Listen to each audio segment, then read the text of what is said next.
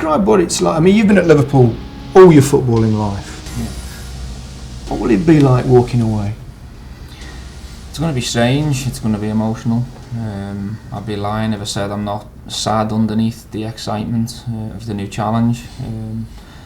I'm sure May is going to be a difficult month for me, the last couple of Premier League games and hopefully maybe a cup final to look forward to, but it's going to be sad for me and my family because, as you say, it's been not just my career, it's been my life. From 8 years of age, I've always gone to Melwood to train and practice to become a player, and then spent every single day up till the summer as a Liverpool player. So it's going to be tough, but it's also exciting as well. It's a fresh challenge for me and one I'm looking forward to.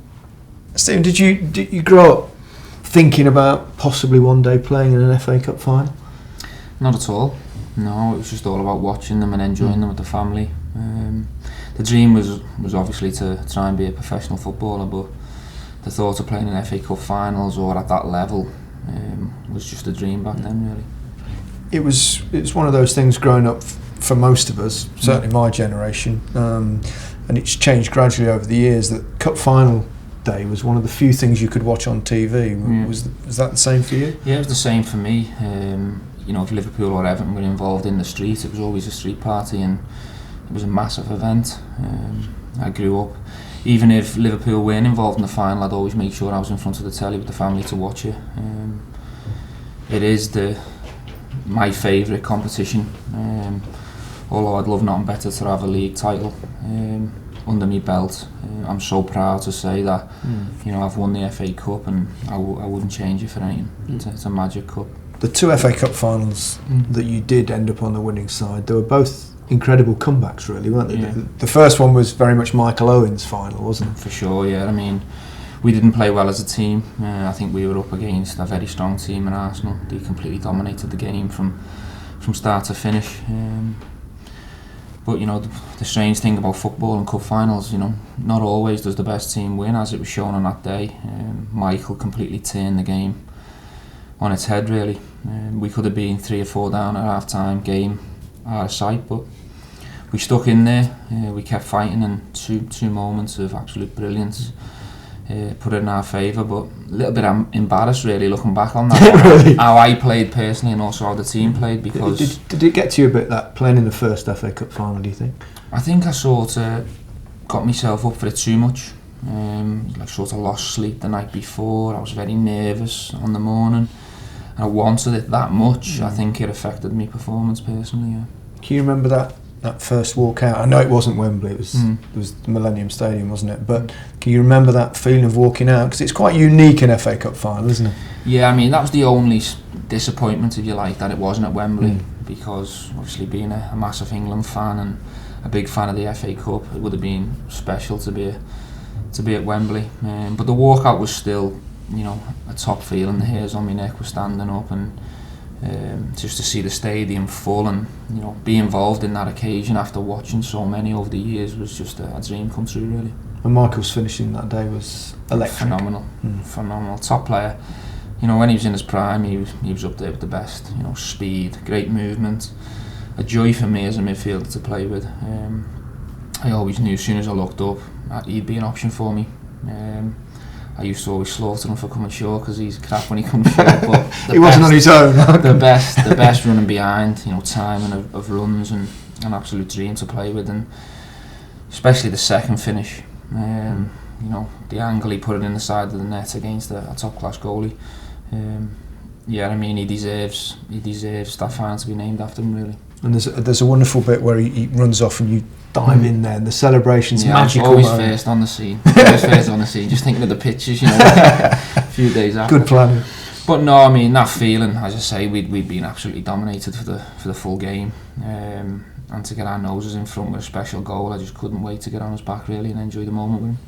A few years later, it was the Gerrard Final. Now, it's very few finals that get called after a person, and that's very true with yours. The Stanley Matthews final, you could possibly say the Michael Owen final, but it was certainly yours, wasn't it, against West Ham? It was my day, for sure. I mean, everything clicked and went right for me, but it's very flattering for people to say that, but I'd never ever agree with it, of course, because it was a team effort, and All the players were dying with cramp toward the end of the game, which showed the amount of effort we'd done. We never played well on that day either, really. We scored an own goal with Gerrard, and you're starting to think to yourself, oh no, you're panicking. And 2-0 down, didn't you? 2-0 down, and you think, there's no chance we're going to get back into this. West Ham were set up really well on the day. Alan Pardew had them well drilled, and it didn't feel in the game that we were going to get back into it. It was quite important, I think, that you probably scored reasonably quickly after the set. Yeah, for sure, and a great finish as well for Cisse. And a great pass from yourself. Yeah, I mean, another quick striker. As a midfielder, I love playing with pace, and I love players running in behind for me so I can put them in. But he done all the hard work. He finished it off really well, and that gave us a bit of belief.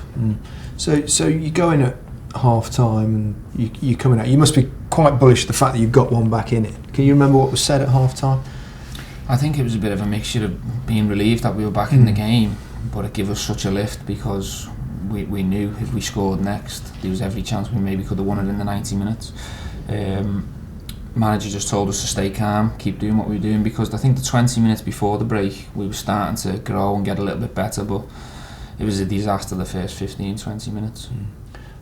2-2 was your goal. I mean, we all remember the equalising goal on the last minute, but your first one wasn't bad either, was it? Beautiful strike. It was a great setup by the big man Crouchy. We went a bit more direct second half up to the big man, and he set it perfect for me. I got my technique spot on for the first goal. The connection and the timing felt really good, and the buzz of scoring in a cup final was just difficult to describe. Try. Difficult to describe. It's just, you feel on top of the world. You feel like you're the most important person in the world, and just memories kept flooding back to me of all the cup finals I'd watched, all the moments where I'd said to myself, I'd love to play in one of them finals, I'd love to score in a final, and it was just like a big sense of achievement. And also for the team to get back to 2-2, knowing the effect it was going to have on West Ham. Did you think at that point, right, this is? I thought we were going to win it in the 90. Yeah. I thought it would have absolutely killed West Ham. Credit to them. They come back again. Bit of a sort of odd goal, wasn't it? A fluke that got them ahead. Bit of a fluke, but they weren't complaining. Where they were all celebrating with the fans, and West Ham supporters on the day were incredible. But I couldn't believe that it had gone back. Into their control, and again we had to fight to get back in it. The second time I thought it was curtains. Yeah, you did. I thought it was curtains. And also you were really struggling, weren't you? You were limping with badly. Yeah, a lot of us were. I think there was only. Why do you think that was? Because it's quite unusual. I mean, I've watched you play for years. I've never seen you get. I think it's the excitement of the cup. I don't think you sleep right the days before it. As I say, you almost get yourself too up for it, too excited. I think there was only Momo Sissoko in our team who didn't go down with cramp, and he was obviously the fittest in the squad by a mile. But yeah, struggling with cramp and looking around at my teammates, I could see there wasn't much left. That's why I thought we're done. It's over. Right, talk us through that goal. You've probably done it 1,000 times. You mightn't believe it, but it's total luck, the last goal, because usually that far out I'd try and maybe set the play out wide to try and get a cross in and think about the team, but I was that tired. I just thought I'll gamble, and I just pot luck. I whacked one, and it was just an absolute dream connection. I knew as soon as it left my foot that it had a good chance, because I didn't feel it come off. Sometimes you hit a ball and you think the connection's spot on, and the relief when I seen the net go was just. Was that the main emotion, relief? That you were still in it, I suppose. Yeah, just give us that little chance, because I just wanted that cup more than anything. Was it a sense of, right, we're back in it, or must have been part of you thought, good heavens, what a goal that was? A little bit, yeah. I was just thinking, as soon as I'd gone through the celebration and I'd had that initial buzz that you get, and I sort of got back into my half, I was just thinking, get to penalties, not try and get another one. I just knew we were all shattered and we were all finished. I was thinking, compact, stay tight, get to penalties, and just let's go for the lottery. You did something in your celebration. Have you watched your celebration? Have you seen it? Yeah. You do that. You point to your name on your back. Yeah, because that's quite unusual. I've never seen you do anything like that. I know. I don't like it. Looking back on it, I'm a little bit embarrassed by it. But as I said to you, that feeling when you scored in an FA Cup final, you just feel on top of the world, and I just felt like the most special and important player in the world for that 30 seconds. And then when I've watched it back, obviously, it's just total embarrassment. But as you say, you're going to extra time now, and having done what you created one goal with a great pass, you've scored 2 terrific goals.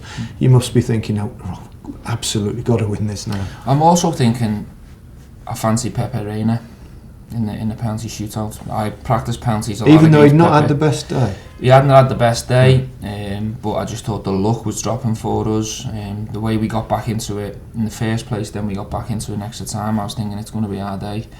And I fancied Pepe before Shaka Hislop. With all due respect, Pepe had a reputation for being great in shootouts, and I obviously knew what he could do on the training pitch, so it was just get to penalties, and I fancied us. And he did get to penalties, and you were right.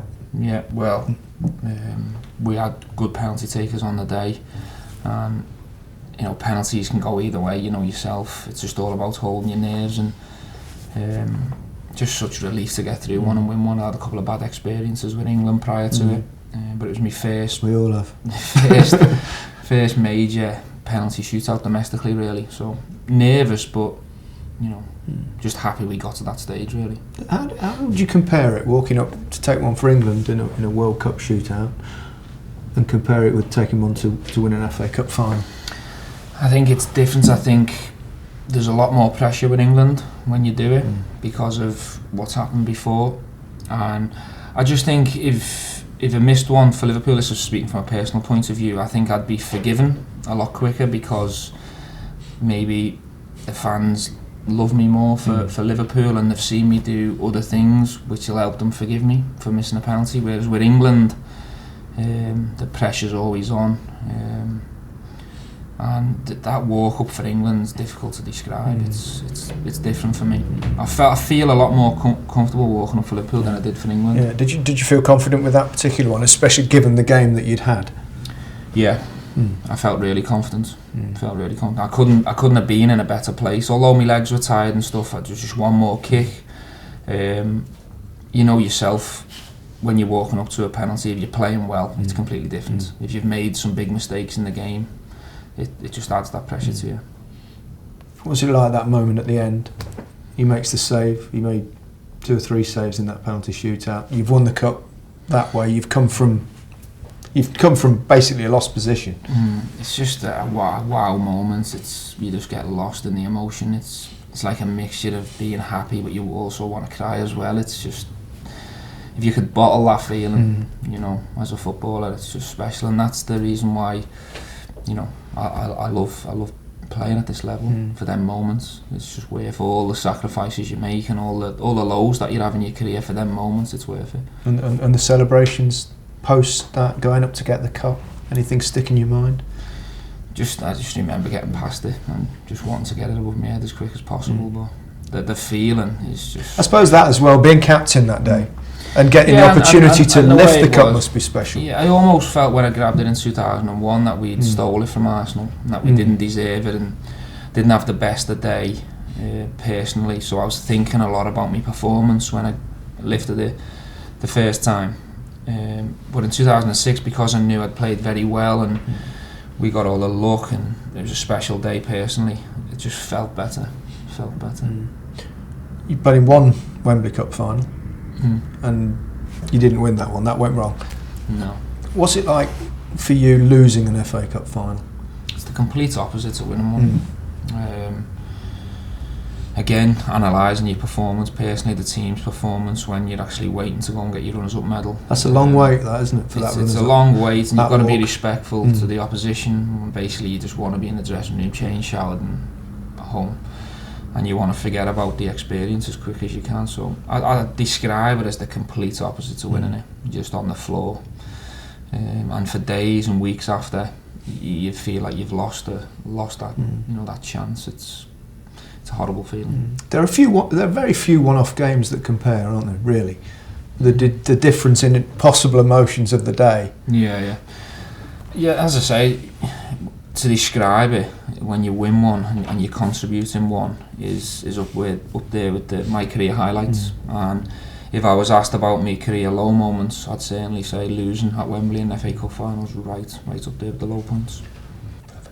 Brilliant. Cheers. It was right in the corner with pace, with my left foot, and The feeling. I just can't tell you. I can't. Try.